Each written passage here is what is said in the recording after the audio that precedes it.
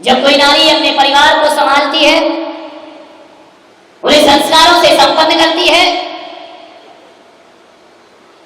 और घर की व्यवस्थाओं को सुचारू रूप से चलाती है, तो यह नारी लक्ष्मी का रूप हो जाया करती है। और जब कोई नारी अपने जीवन में अपने औलाद को, अपने संतान को, अपने परिवार को आचरण, अनुशासन और ज्ञान से बांधती है, तो यही नारी सरस्वती हो जाती है।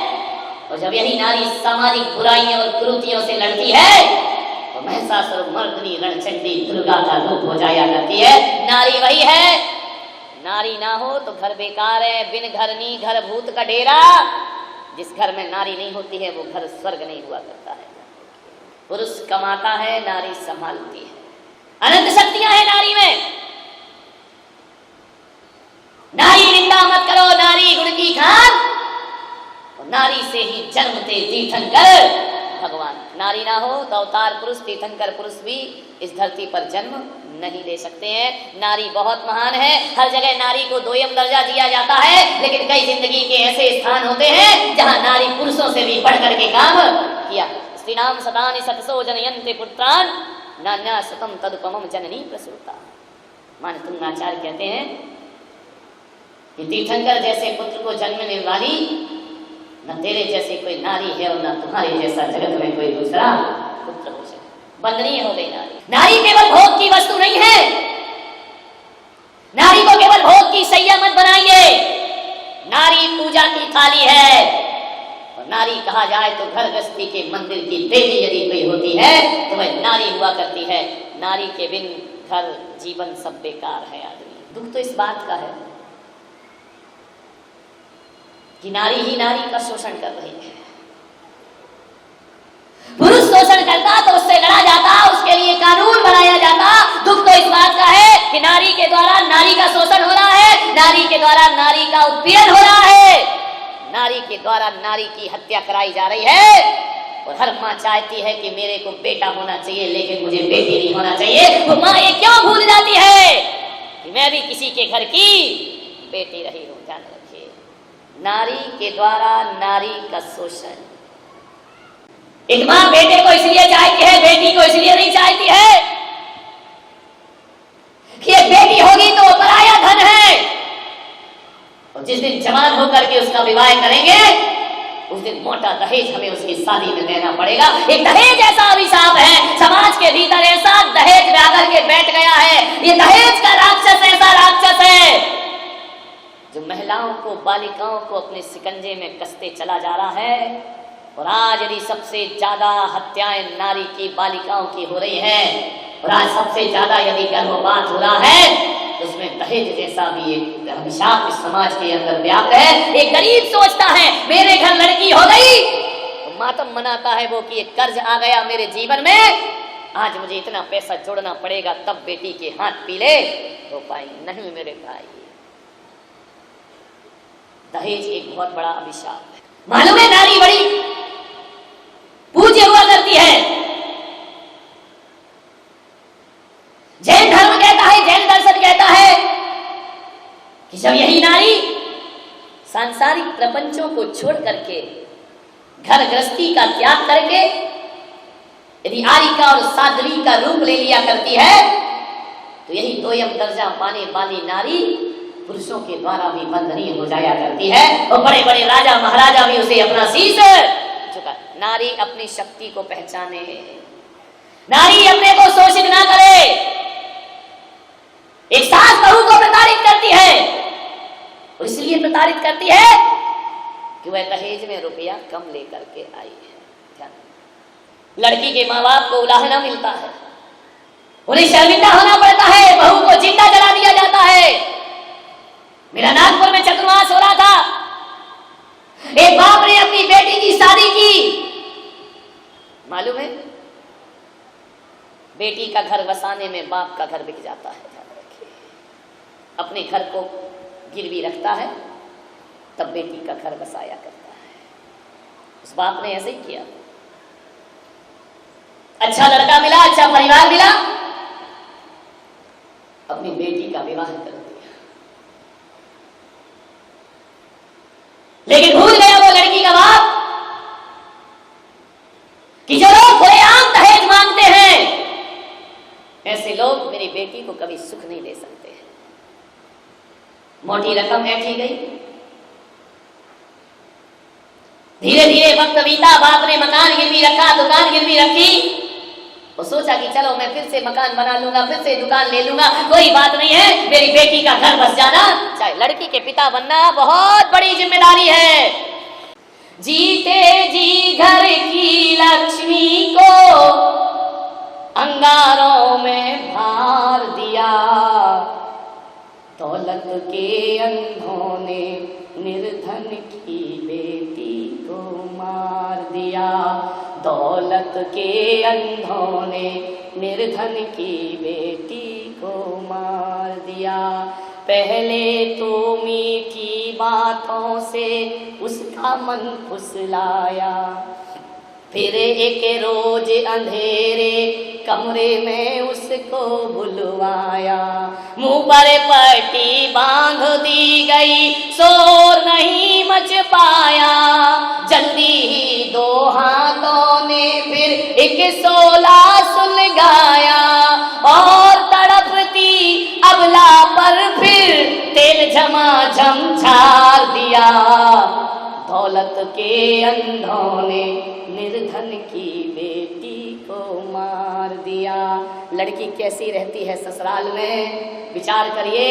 जीवन भर के लिए अरे जो दासी बनकर रहती है, जिसमें बहे सभी का मन जो उन लहरों में बहती है, तानों के तीखे बाणों को जो हंस हंस कर सहती है, चाहे दम घुट जाए मगर जो मुख से कुछ ना कहती है, तो मर्यादा की उस मूरत को ये कैसा अंजाम दिया, दौलत के अंधों ने निर्धन की बेटी को मार दिया। वो देश के हालात क्या है? बाहरे मेरे देश यहाँ पर सब संभव हो जाता है, रिश्वत का साबुन हत्या के धब्बे तक धो जाता है, बिका हुआ कानून कहीं पर आके मूंद सो जाता है, सुनवाई का नाटक कर प्रकरण फाइल हो जाता है। देखो नारी को दुनिया ने क्या अच्छा सम्मान दिया, दौलत के अंधों ने निर्धन की बेटी को मार दिया। जीते जी घर की लक्ष्मी को अंगारों में भार दिया, दौलत के अंधों ने निर्धन की बेटी को मार दिया, दौलत के अंधों ने निर्धन की बेटी को मार दिया। मान्यवर विचार करिएगा, सोचना है आपको। मैं लड़की के माता पिता से निवेदन करूंगा कि आपके पास पैसा है, आपके पास धन है, आपके पास रुपया है, अरे झूठी शानो शौकत में अपनी बेटी की शादी में करोड़ों रुपए बर्बाद मत करिए, ध्यान रखिए। आज आपके पास है, आज अपनी बेटी की शादी में करोड़ों रुपए दान करते हैं, किसी गरीब की बेटी तुम्हारे इस दिखावे के कारण एक दिन हत्या की बलि वेदी पर चढ़ जाया करती है, ध्यान रखिए। सादगी से शादी होना चाहिए। एक बात ध्यान रखिए, शास्त्रों में 4 दान बोले गए हैं। आहार दान बोला, औषधि दान बोला, अभय दान बोला है, तो ज्ञान दान बोला है। एक दान और ग्रस्त का बनता है जिसे मैं कन्या दान कह करके बुलाया करता हूं। कन्या से बड़ा दान दुनिया में कोई नहीं होता है। ना जाने क्या परंपरा है इस देश की कि जो व्यक्ति करेंसी का दान करता है, अरे कागज के टुकड़ों का दान करो तो उसका सम्मान होता है, उसे माला पहनाई जाती है, उसे पगड़ी पहनाई जाती है। कागज का टुकड़ा दिया जाता है, उसके बड़े गुणगान किए जाते हैं। कागज के टुकड़ा दान करने वाले का इस देश में सम्मान होता है, और जो बाप दिल का टुकड़ा दान करता है उसका अपमान क्यों होता है? अरे बेटी उसके दिल का टुकड़ा है, बेटी उसके जिगर का टुकड़ा है, अपने खून का दान करता है। फिर उसका सम्मान क्यों नहीं होता? नीति तो कहती है कि देने वाला बड़ा होता है और लेने वाला छोटा होता है, लेकिन ये कैसी परंपरा बना दी कि कन्या देने वाला छोटा होता है और लेने वाला बड़ा। याद रखिए, तोड़िए परंपराएं, ये दकियानूसी रीति रिवाज, रस्म रिवाज। दिल का टुकड़ा देने के बाद भी वो छोटा बना रहता है, वह झिड़कियां सुनता है, वह ताने सुनता है लड़की का पिता। मान्यवर, यदि इन परंपराओं को नहीं बदला गया तो मेरे देश की बेटियां दहेज की बलिवेदी पर चढ़ती रहेंगी और ना जाने कितनी बेटियां आज इस देश में फांसी के फंदे पर झूली होगी, कितनी बेटियों को जिंदा जला दिया गया होगा, कितनी बेटियां दर-दर की ठोकरें खा रही। ये अमीर लोगों के कारण है, ध्यान रखिए। झूठा दिखावा और शान शौकत। हमारी लड़की की शादी है, मैं कहता हूं किसी मंदिर में पैसा दे देना, लेकिन लड़के वालों को कभी दहेज में 1 रुपया भी देने का तो साहस नहीं करना, वरना हर गरीब भगवान से कहेगा कि भगवान सब देना, लेकिन हमारे घर में लड़की को जन्म मत देना। ध्यान रखिए, आपकी झूठी शान शौकत। एक समाज है राजस्थान में, नागदा समाज, जैन समाज की एक समाज है। मैं बड़े आदर से उसका नाम लेता हूं। उस समाज में न दहेज लिया जाता है और न दहेज दिया जाता है।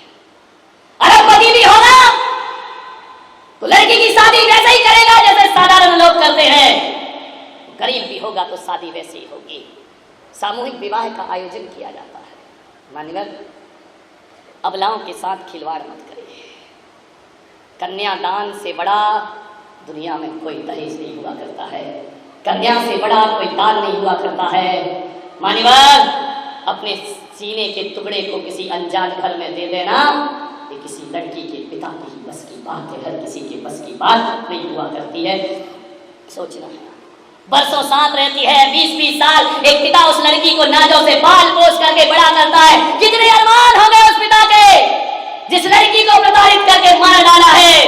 उसने तो सोचा होगा कि मेरी बेटी ऐसे घर में जा रही है कि बाबुल का घर भूल जाएगी, तो ससुर के घर को अपना घर स्वीकार करेगी। मान्यवर, सोचिए, आप कभी कल्पना करिए। मैं कहता हूं, कन्यादान से बड़ा दान दुनिया में कोई दूसरा नहीं हो सकता है। लड़की वाले लड़की देने के बाद भी लड़कों वालों का एहसान मानते हैं। हकीकत में तो एहसान लड़के वालों को मानना चाहिए कि उसने तुम्हारी अपनी बेटी तुम्हारे यहाँ दान में दे दी है। अरे तुम्हारी औकात तो बारात लाने की भी औकात नहीं बची है। आजकल तो लड़की ही बारात लेकर के आ जाती है। विचार करिए, किस बात की छाती चौड़ी करे घूमते हो? सारा पैसा लड़की पक्ष से ले लिया जाता है। झूठी शान शौकत बघारते हुए घूमते हो। आपके जीवन में आप तो एक भिखारी को रोटी नहीं दे सकते हैं। एहसान मानो कि उसने अपनी बेटी तुम्हें दे दी है। और एक बात ध्यान रखना, एक लड़की का बाप अकेली बेटी नहीं देता है, तुम्हारे घर को हजारों रिश्ते दिया करता है। लड़की के बाप ने गरीब लड़की नहीं दी है। अरे ये लड़की का बाप यदि अपनी लड़की नहीं देता तो लड़की के पिता तुम्हें सास ससुर बनने का सौभाग्य प्राप्त नहीं होता। एक रिश्ते दिए हैं लड़की के पिता ने, एक तुम्हारे घर में वंश का अंश दिया है। ये लड़की के पिता का एहसान है तुम्हारे पास। चाची, मामी, नानी कहलाने का सौभाग्य एक लड़की का पिता देता है, और तुम्हारी औलाद को बाप बनने का सौभाग्य एक लड़की के बाप ने तुम्हें प्रदान किया है। ध्यान रखिए, वरना ऐसे ही घूमते रहते। एक लड़की 1000 रिश्ते लेकर के आती है, तुम्हारे घर में लक्ष्मी बनकर आई है। जब शादी होकर बेटी आती है तो आरती उतारते हो, और चंद रुपयों के खातिर उसे चिताओं में जला के खाक भी कर दिया करते हो। मान्यवर, बोल दुनिया के रसीले हो गए, अब ये क्यों अंदाज कटीले हो गए? एक गुर्दा बिक गया तो क्या हुआ, हाथ तो लड़की के पीले हो गए। अपने तन का गुर्दा बेच करके लड़की के हाथ पीले करना पड़ते हैं। लड़की के पिताओं से मैं कहूंगा, क्या करोगे ऐसे दामाद का जिसकी नजर तुम्हारी दौलत पर हो? ऐसे नपुंसक और निकम्मे दामादों से तुम्हें क्या मिलेगा? जो अपने सास ससुर की दौलत पर निगाह रखते हैं, मैं कहता हूं ऐसे लड़के, नौजवानों, तुमसे मेरा आह्वान है, यदि कमा के खिलाने की औकात ना हो तो शादी करने का त्याग कर देना चाहिए, लेकिन सास ससुर की दौलत पर नजर नहीं रखना चाहिए। दूसरे की कमाई हुई दौलत पर नजर रखते हो, लड़की भी लेते हो, दहेज भी लेते हो। शादी करने का इतना शौक है, भुजाओं में कमाने की ताकत भी पैदा करो।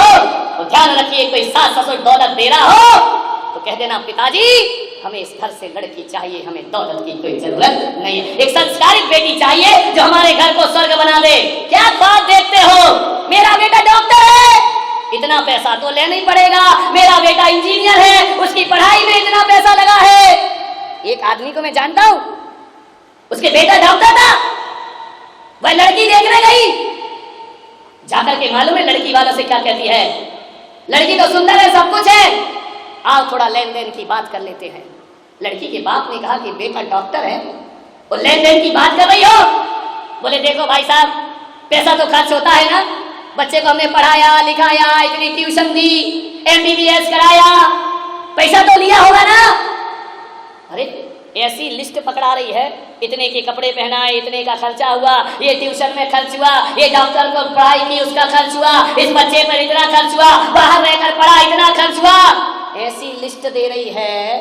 मैंने कहा ऐसा लग रहा है कि बच्चा इसकी कोख से पैदा नहीं हुआ, किसी म्युनिसिपालिटी के कचरे घर से जैसे बच्चे को उठा कर लाई है। एक माँ कीमत लगा रही है अपने बच्चे की, अपने बच्चे की पढ़ाई की कीमत लगा रही है, वो लिस्ट बना रही है।